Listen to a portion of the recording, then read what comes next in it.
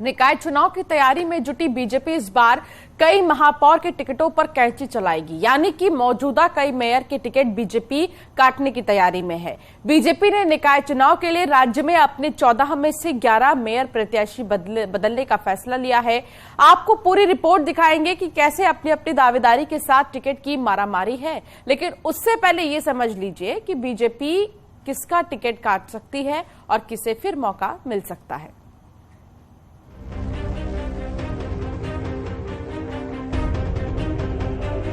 निकाय चुनाव के लिए नामांकन के साथ ही अब प्रत्याशियों के नाम पर फाइनल मंथन हो रहा है। उन नामों पर गहन चिंतन हो रहा है जो शहर की सरकार के दमदार होंगे, असरदार होंगे, क्योंकि 17 अप्रैल तक नामांकन पत्र खरीदकर दाखिल करने का वक्त है। निकाय के चुनाव सत्ताधारी बीजेपी के लिए महत्वपूर्ण है, क्योंकि माना जाता है कि बीजेपी शहर की पार्टी है और जब भी शहर में सरकार चुनने की बारी आती है तो जनता पार्टी पर भरोसा जताती है। इसीलिए इस चुनाव को लेकर बीजेपी लगातार अपनी रणनीति तैयार करने में जुटी है। पार्टी उम्मीदवारों को लेकर मंथन कर रही है और दावा सभी निकाय की सीटों पर जीत का। चुनौती की दृष्टि से अगर देखा जाए तो हम ये कह सकते हैं कि कोई भी चुनाव को हम चुनौती के रूप में ही लेते हैं।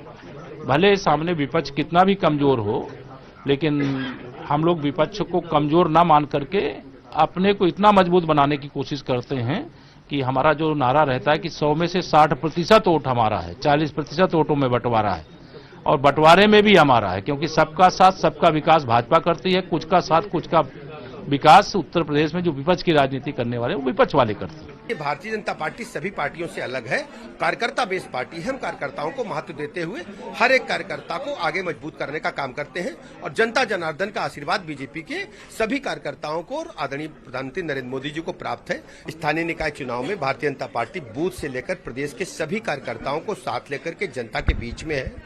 आदरणीय प्रधानमंत्री जी की गरीब कल्याण योजनाएं जन जन में है और उत्तर प्रदेश सरकार का लॉ एंड ऑर्डर जनता बहुत ही सराहना कर रही है। मेयर कैंडिडेट चुनने के लिए बीजेपी ने सभी 17 नगर निगमों में सरकार के मंत्रियों को प्रभारी बनाया है, जबकि पार्टी संगठन से भी एक एक व्यक्ति को उन नगर निगमों में प्रभारी बनाया गया है। यानी इस बार 14 के आंकड़े को 17 तक पहुंचाने का लक्ष्य है। इसीलिए चयन की प्रक्रिया भी जबरदस्त है। कमेटी 3-3 नामों का पैनल तैयार करेगी। नामों की लिस्ट प्रदेश नेतृत्व को भेजी जाएगी। मेयर के लिए उम्मीदवारों के नाम पर चर्चा होगी। सीएम योगी, दोनों डिप्टी सीएम और प्रदेश अध्यक्ष चर्चा करेंगे और फाइनल नाम शीर्ष नेतृत्व को भेजा जाएगा। और इस चयन की प्रक्रिया के बाद शहर की सरकार के लिए मेयर प्रत्याशी को मैदान में उतारा जाएगा। इसके लिए तैयारी पूरी कर ली गई है और मंथन का दौर भी जारी है, क्योंकि बीजेपी के लिए निकाय वो चुनाव है जिससे दिल्ली की चढ़ाई है, क्योंकि 24 की लड़ाई है। लंबी लाइन है सर, बहुत लंबी लाइन है, बड़े बायोडाटा आ रहे हैं सर। अब पार्टी में प्रत्याशी चयन की प्रक्रिया है और कार्यकर्ता अपनी बात कहने के लिए सब लोग मिलते हैं और बड़ी संख्या है, लेकिन नीचे जिलों की बैठकें शुरू हो गई हैं और हम लोग बहुत जल्दी एक पारदर्शी व्यवस्था के साथ प्रत्याशी चयन की प्रक्रिया को पूरा करेंगे। सर क्या लग रहा है, कब तक फाइनल कर लेंगे पहले चरण के लिए? नहीं, नामांकन वाले दिन से पहले, नामांकन से पहले प्रथम चरण के जो दावेदार हैं उनके नामों को फाइनल कर लिया जाएगा और ये राज्य मुख्यालय पर एक बार फिर हम आपको भीड़ दिखाएंगे। ये तमाम दावेदारों की यहाँ पर भीड़ है जो प्रदेश अध्यक्ष भूपेंद्र चौधरी को अपने बायोडाटा दे रहे हैं। तमाम जो दावेदार हैं निकाय चुनाव लड़ने के, वो आज भारतीय जनता पार्टी के राज्य मुख्यालय पर पहुंचे। माना जा रहा है कि बीजेपी ने निकाय चुनाव के लिए राज्य में अपने 14 में से कुछ मेयर प्रत्याशियों को बदलने का फैसला किया है। हालांकि कुछ जगहों पर सीटों के रिजर्वेशन ने मेयर के लिए गणित बिगाड़ दिया है। अब सवाल है, आखिर किसके नाम पर बीजेपी फाइनल मुहर लगाने वाली है, क्योंकि बीजेपी निकाय चुनाव में कोई रिस्क नहीं लेना चाहती। Bureau report, news 18। बीजेपी के बाद अब बात मुश्किल में अखिलेश जयंत की जोड़ी की होगी, क्योंकि जो हैंडपंप आरएलडी की पहचान थी, जिस चुनाव चिन्ह के साथ अखिलेश जाटलैंड में साइकिल को रफ्तार देने की तैयारी में थे। वो चुनाव चिन्ह अब जयंत चौधरी के हाथ से लगभग निकल चुका है।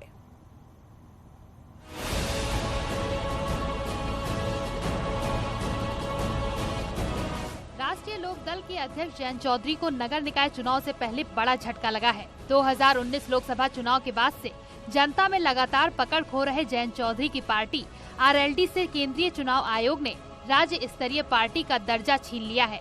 ऐसे में अब पार्टी को अपना रिजर्व सिंबल हैंडपंप चुनाव चिन्ह को खोना पड़ेगा और अब इसी कश्मकश में जयंत चौधरी ने निर्वाचन आयोग को पत्र लिखा और हैंडपंप के निशान को आरक्षित करने की मांग की। थोड़ा टाइमिंग अजीब है क्योंकि इसका प्रभाव पड़ जाता है। आप नामांकन में कितने आप साथ लेके जाएंगे, जब पर्चा जो कोई फिल करेगा, जब रिकग्नाइज पार्टी है तो उसका प्रोसीजर अलग है, जब डी रिकग्नाइज हो जाते हैं तो हमारे उम्मीदवारों के लिए प्रोसीजर अलग है।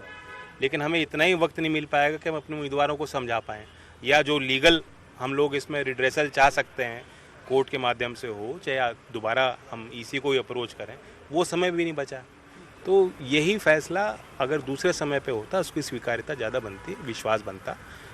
तो इसी ग्राउंड पे भी हम कंटेस्ट करेंगे, लेकिन अभी तय नहीं है। हम अपने लीगल ओपिनियन लेके ही आगे बढ़ेंगे। फिलहाल जयंत चौधरी दोहरी चुनौती की मार झेल रहे हैं। एक तरफ जयंत चौधरी पार्टी जनाधार जुटाने में असफल हो रहे हैं, तो वहीं दूसरी ओर उन्हें अब दशकों पुराने सिंबल को गंवाना पड़ेगा। लेकिन जयंत चौधरी को लगे इस झटके का असर समाजवादी पार्टी के अध्यक्ष अखिलेश यादव के ऊपर भी पड़ा है, क्योंकि वे राष्ट्रीय लोकदल के साथ गठबंधन में हैं। दोनों दलों ने 2022 के विधानसभा चुनाव में एक साथ मिलकर चुनाव लड़ा था और निकाय के रण में भी दोनों मिलकर समीकरण बना रहे थे। लेकिन ठीक चुनाव से पहले आरएलडी का राज्य स्तरीय पार्टी का दर्जा छिन जाना अखिलेश जयंत की जोड़ी को परेशान कर रहा है। राष्ट्रीय लोकदल समाजवादी पार्टी एक परिवारों की पार्टी है।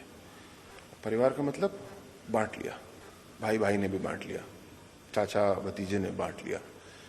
लोकतंत्र बांटने के बारे में नहीं है, लोकतंत्र जोड़ने के बारे में है। भारतीय जनता पार्टी जो सब को साथ लेकर के चलती है, सबका साथ सबका विकास हमारी हर नीति में आप देखेंगे, वो चाहे पार्टी की नीति हो चाहे सरकार की नीति। आंकड़ों में अब आया है, लेकिन स्पष्ट सबको पहले से था, अब आंकड़ों में आ गया है।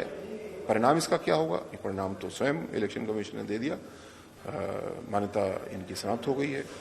जो चुनाव चिन्ह है वो भी खतरे में है। बीजेपी आरएलडी और एसपी को एक परिवार की पार्टी बता रही है, तो दूसरी तरफ अखिलेश की चिंता भी बढ़ गई है, क्योंकि जयंत के सहारे अखिलेश यादव जाटलैंड में निकाय के बाद 24 के लिए साइकिल को रफ्तार देने की कोशिश कर रहे थे। लेकिन चुनाव चिन्ह छिनने से हैंडपंप और साइकिल की दोस्ती में दरार पड़ सकती है, क्योंकि कभी किसान राजनीति से देश के प्रधानमंत्री का सफर तय करने वाले चौधरी चरण सिंह की राजनीतिक विरासत अब कमजोर पड़ती हुई दिखाई दे रही है। बीते साल हुए यूपी विधानसभा चुनाव में आरएलडी को लगा झटका ऐतिहासिक था। इसकी वजह ये थी कि साल भर से ज्यादा चले किसान आंदोलन का केंद्र पश्चिमी यूपी था, जिसे आरएलडी का गढ़ भी कहा जाता है। इसके अलावा जाट बिरादरी का भी इस आंदोलन से जुड़ाव देखने को मिला था। इसके बाद ही बीजेपी को बड़ी बढ़त मिल गई। ऐसे में आरएलडी का सिंबल छिन जाना उसके लिए दोहरे झटके की तरह है, क्योंकि अखिलेश यादव भी अब सोचने को मजबूर हो गए हैं। Bureau report, news 18।